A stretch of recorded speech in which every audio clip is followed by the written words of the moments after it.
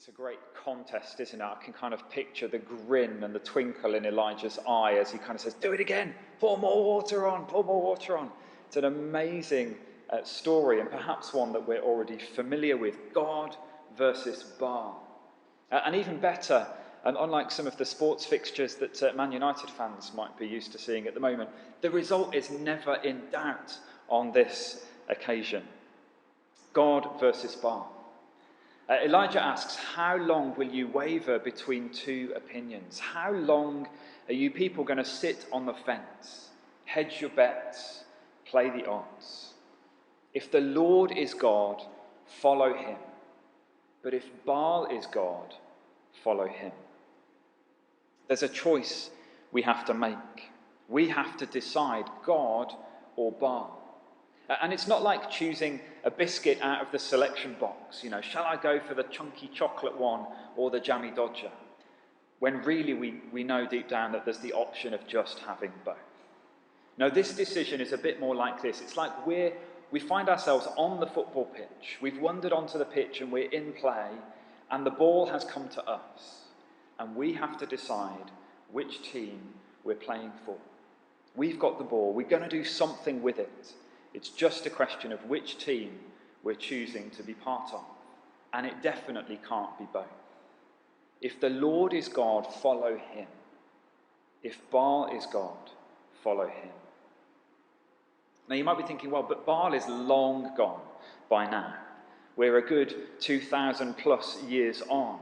But this is a decision we face all the time. In fact, I would argue pretty much every decision we make comes down to this. Will we follow the Lord God, or will we follow some other God with a little g that wants our attention? When we're deciding what to wear, how we're going to dress, are we looking at what God says about us, or are we following what other people and the adverts might suggest we should think? When we're deciding how to use our money, are we following the very clear guidelines God gives us? Jesus talks more about money than he does about heaven.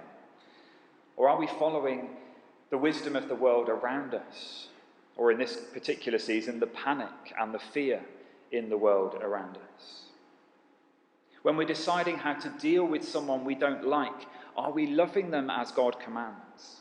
Or are we following the pressure to join in with gossip or judgment or whatever?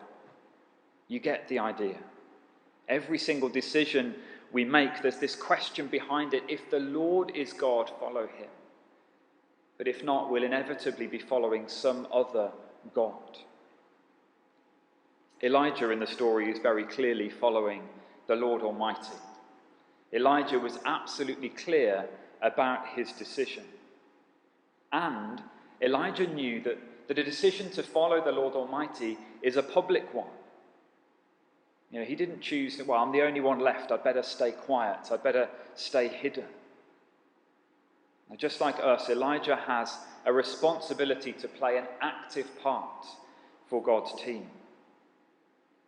Just going back to the football analogy again, I'm going to stretch it a bit further. When somebody joins a football team, they're given a football kit, that team's colours and badge to wear, so that when they're out on the pitch, it is obvious to everyone who is on which side.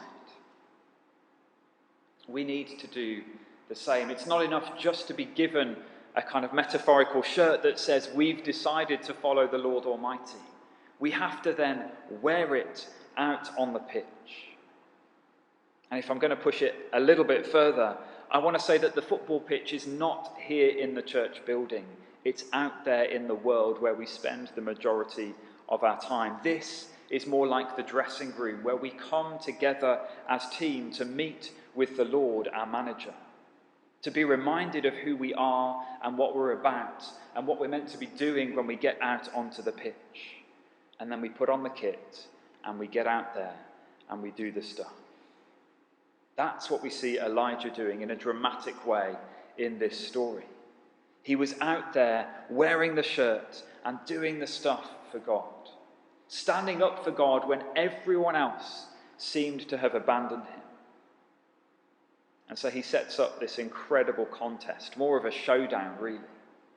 And it's a big deal. In lots of ways, it seems like a massive risk. What if it goes wrong? What will all those others think of him? But Elijah had absolute confidence in God, confidence in a God who hears his prayers, and an expectation that God will answer powerfully and supernaturally. Now, just by way of background, this showdown about calling down fire from heaven is more than a fair fight.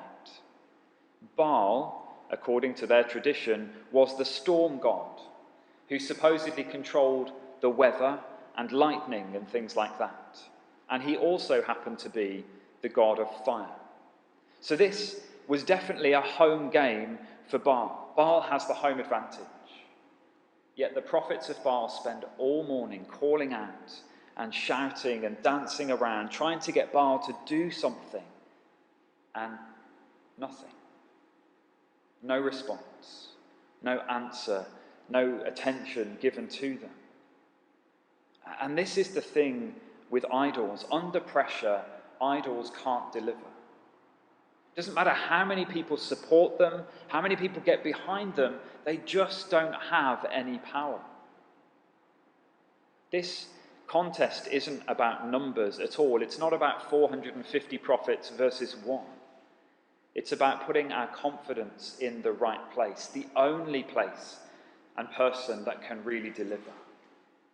And of course, the Lord God Almighty does show up big time, in full view of everyone who has gathered. And that's so often the way it happens. My sense is that we're far more likely to see God move in power out there than we are perhaps in here. Don't get me wrong, God can do both. But God doesn't want to just display his power in the dressing room. He wants the world to see. That's why we need to be taking risks for God out there in the things that we're doing day by day. To wear the shirt that says, I'm following Jesus. Even when that looks different to everyone else. Even when it makes no sense at all to my friends, my colleagues, my neighbours. If the Lord is God, I'm following him. And I love the prayer that Elijah prays in front of everyone. He prays, Lord, and just to be really clear which Lord he's speaking to, the God of Abraham and Isaac and Jacob. Lord, let it be known that you are God. Answer me so that these people will know that you are God and that you are turning their hearts back again. And this is where we see the real contest that's going on. What is God trying to do with his power in this situation? You see, there is no contest between God and Baal. The victory in that sense is never in doubt. Baal has no power. God has absolute power. The battle isn't really between God and Baal. It's really a battle going on for human hearts. When God displays his power like this, it is always to turn people's hearts back to himself. He displays his glory so that people will see and respond by coming back to him, choosing to follow him. And I think really that's why my sense is that God is more likely to show his power out there, because there's more chance that it will win hearts back to him. And of course, this is what God's most public display of power and love is all about. Jesus' death and resurrection is the ultimate public display of God's power and love, so that every human heart might look upon Jesus' sacrifice, turn back to God, and be restored. And so that's the invitation this morning, a really simple invitation as we hear the echoes of Elijah's question, if the Lord is God, follow him. If something else is God, follow that. And so before we come to affirm our faith together, I want to encourage us just to hold a moment of quiet and to make afresh that choice, that decision. If the Lord is God, follow him. If the Lord is God, follow him. So in the quiet, just make your own response to God in light of that invitation.